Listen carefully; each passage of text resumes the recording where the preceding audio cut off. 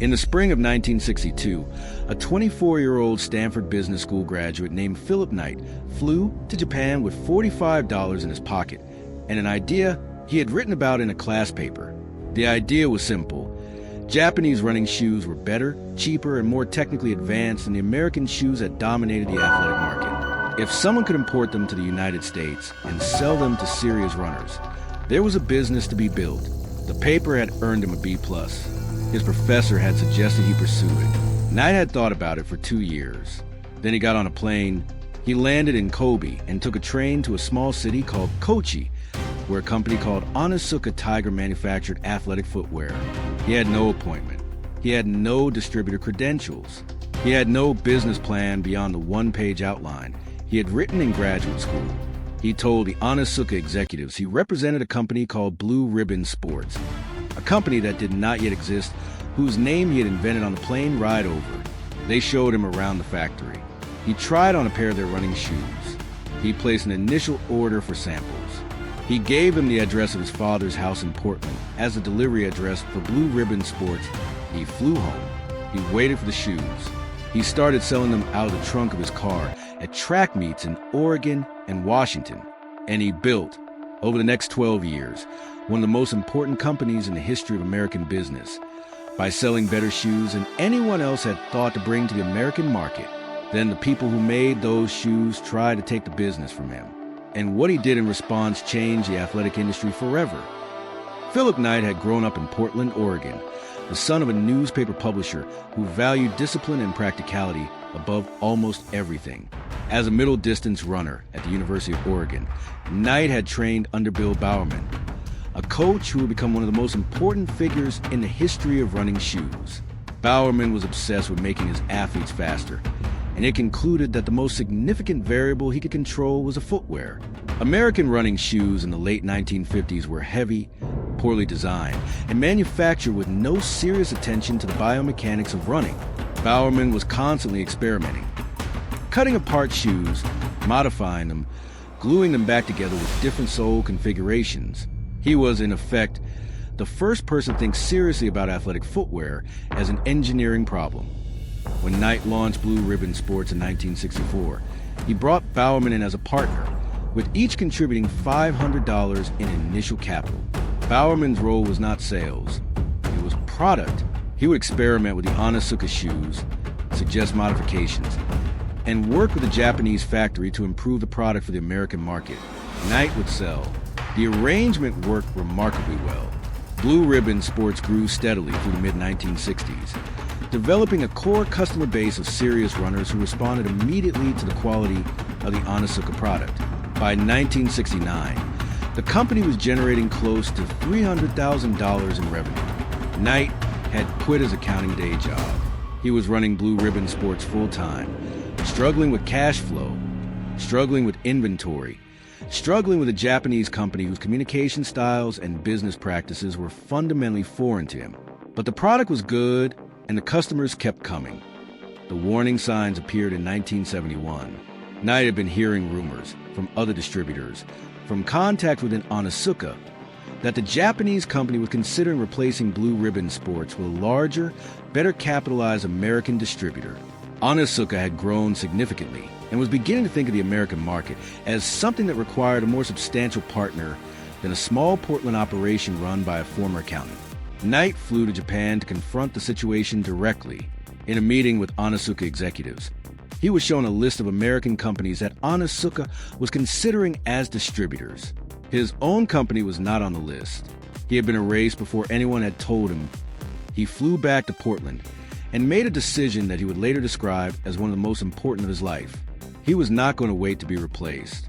He was going to build his own shoe. He was going to create his own brand. And he was going to do it while he was still, technically, the authorized American distributor of Onitsuka Tiger, which created a legal complication that would define the next 3 years of his career. The design challenge was assigned to Carolyn Davidson, a graphic design student at Portland State University, who Knight had met through a mutual acquaintance. He paid her $2 an hour for her work. She produced several concepts for a logo that could go on the side of a shoe, something that would work visually at small scale and communicate motion and speed. Knight was not immediately enthusiastic about any of them. The design he eventually chose was a curved check mark, a shape that Davidson had created to suggest a wing of the Greek goddess of victory, Nike, after whom the brand would be named. He paid Davidson $35 for the logo.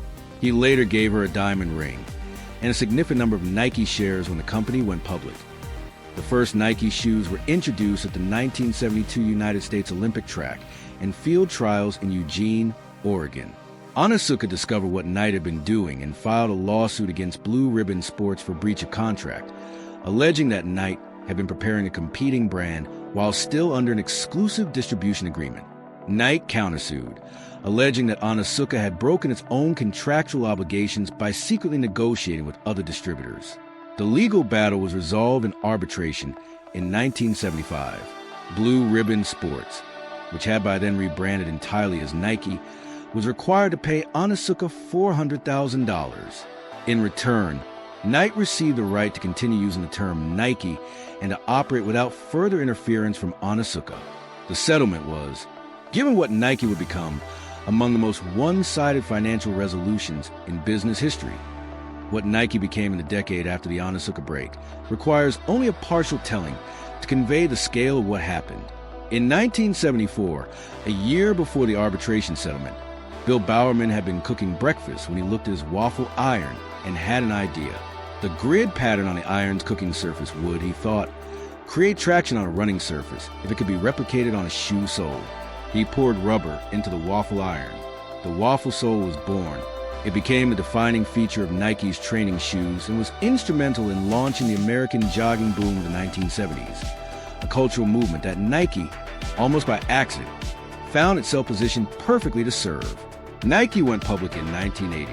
By 1981, it had surpassed Adidas to become the best-selling athletic shoe brand in the United States. In 1984, it signed a rookie basketball player from North Carolina named Michael Jordan to an endorsement deal that the player himself initially did not want. He preferred Adidas, but accepted after considerable persuasion. The Air Jordan line launched in 1985 and became the most successful athlete-branded product in the history of sports marketing.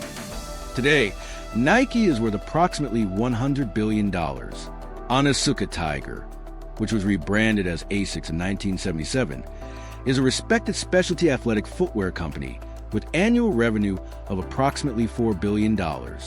It is a good company. It makes excellent running shoes. It is worth approximately 1/25 of what Nike is worth. The man Onitsuka tried to replace in 1971 built a company that makes more money in a quarter than Onitsuka has made in its entire history since the break. The Phil Knight story is, at its core, a story about information. Knight found out what Onitsuka was planning. He found out early enough to respond. He used the time he had while still under contract not to negotiate a better deal, but to build an alternative that made any deal unnecessary. Most people in his position would have fought to preserve the existing relationship. They would have offered concessions, brought in investors to make Blue Ribbon look more substantial, proposed new contract terms. Knight did something different. He decided that the moment Onitsuka had started looking for someone else was the moment the relationship was over. He did not wait for them to confirm it. He acted on the information he had. The lawsuit that followed was not a setback. It was the price of independence. And at $400,000, it was the cheapest thing he ever bought. Subscribe to The Reckoning. Every Tuesday, the true story of the empires the world recognizes and the moments that created them. The moments the official histories leave out. Subscribe. Hit the bell.